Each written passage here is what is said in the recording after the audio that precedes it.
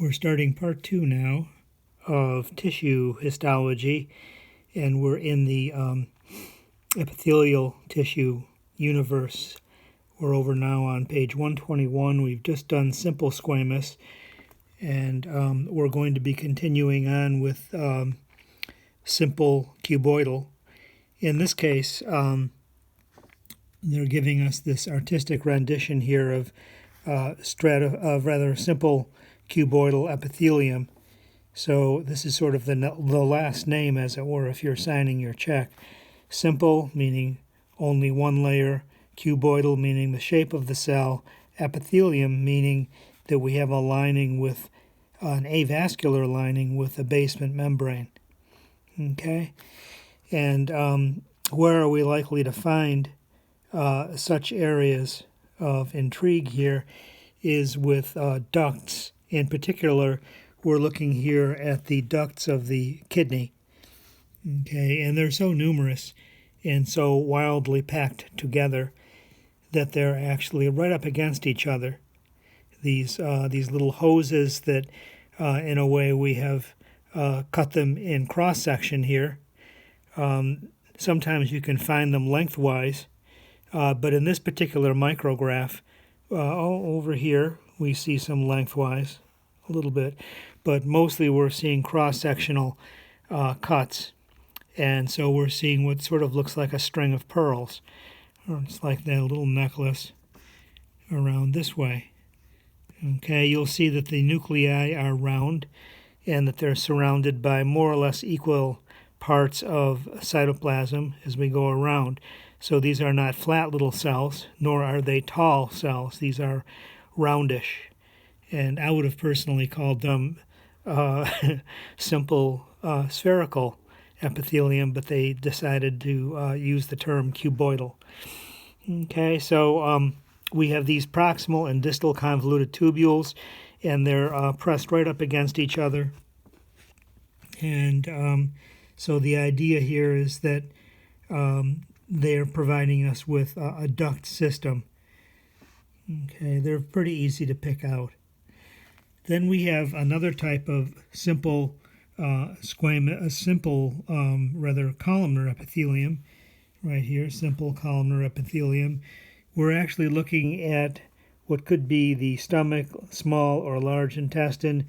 In this case, we have to consider that we're looking at the small or large intestine because we have an extra feature in here, which is the brush border.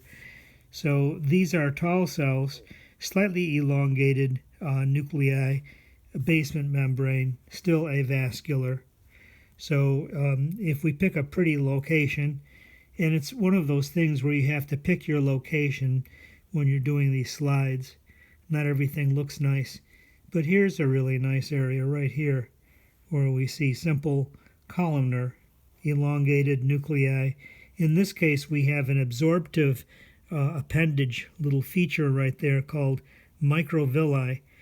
And it looks as though there's something here, but there isn't. It's just the way the light diffracts. And what's happening is that we have thrown the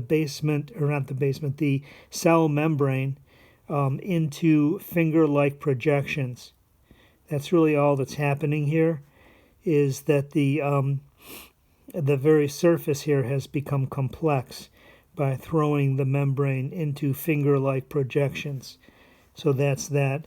Over here we do have a goblet cell, and it's producing mucus for release. It slows the food down. It captures the food, break down aspects, the monomers more or less, or the nearly monomers as they're being further digested by digestive enzymes. Okay, slowing all that down so that then absorption of true monomers can be taken up through here, glucose, amino acids, so on, the complete breakdown. Okay, so that's our situation with the simple types of epithelium, single layer types of epithelium. We have a slight variation on the theme here, and this one right here, we're looking at the trachea and the primary bronchi. I'll also have this situation. You can see the artistic rendition if you were to look very, very, very carefully, all of these cells touch the basement membrane. So therefore, it's technically a simple epithelium, but we refer to it as pseudostratified. The reason for that is that the cells grow wildly differently. The nuclei appear at different levels away from the basement membrane. And so that's really what's going on here, is that it's not a true stratified tissue, and so we call it pseudostratified. Let's come over here. Pseudostratified columnar epithelium. And it does have cilia, and it does have goblet cells. And here you can actually see the cilia. Notice how different it is from the microvilli. Here you can actually see hair-like projections. And because they're made out of microtubules that have sort of a, how shall I say, a machine function in a way, that is to say they use ATP to move. And that's way down here in the attachment site. So we have a very dark staining area. By the way, when you see the dark stain, you think protein, right? So the same thing here is, remember how much protein is associated with DNA in order to make chromatin. So the histone proteins are what's making such a dark stain here. So whenever we see this dark color, we have to think, oh, protein. And so then we have these little units right here which are engaged in wave-like motion. And the idea is that we're capturing particulate matter in the inspired air. It's being captured in the mucus, and then through the wave-like projection, the little waves of pushing out, then we can push the particulate matter out of the respiratory system, and we can do such things as cough or blow our nose or expectorate or whatever and move those things along. Okay, so pseudostratified columnar epithelium, and so that's, notice the location here. I want you to pay close attention because I have a clinical correlation coming up soon. Over here we have another view. Here's the trachea again, but in this case we're looking at the esophagus, not the trachea. So what was in the trachea? In the trachea, we had pseudostratified columnar epithelium with cilia and goblet cells. Let's be clear about that. Okay, and then right here, right behind the trachea, we have the esophagus. This is actually the nearest, we call it relation.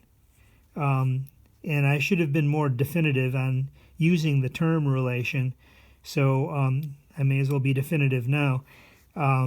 Whenever we're considering the position of our view in the human body, that is to say we identify something, we think of its relations, right? It's sort of like your family members, only in this case it's what's above, what's below, what's behind, what's in front of, and what's beside the individual in this case, right? And so the idea here is that we're noticing that the immediate posterior relation to the trachea is esophagus. The immediate anterior relation to the esophagus is the trachea. That's the way we articulate that. So here we have a stratified tissue, right? And according to the artistic rendition, we have stratified squamous epithelium. We have to look at the very top apical layer in order to make out these flat cells. Whereas way down at the bottom here, we have this germ layer, which is undergoing mitotic division. And we're likely to see, actually, mitotic figures here because we have such a rapidly dividing type of tissue. So every once in a while, you can, if you're looking really carefully, you can find, well, maybe that one is a metaphase, little cell right there. So somewhere in this germ layer, we might find mitotic figures if we look carefully. A little hard to pick them out.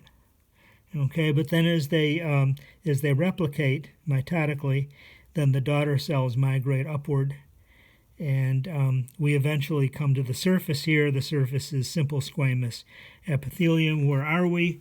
This could be the oral cavity or it could be the esophagus. In either case, there's a clinical correlation that goes with this, and I'll pick that up in just a moment.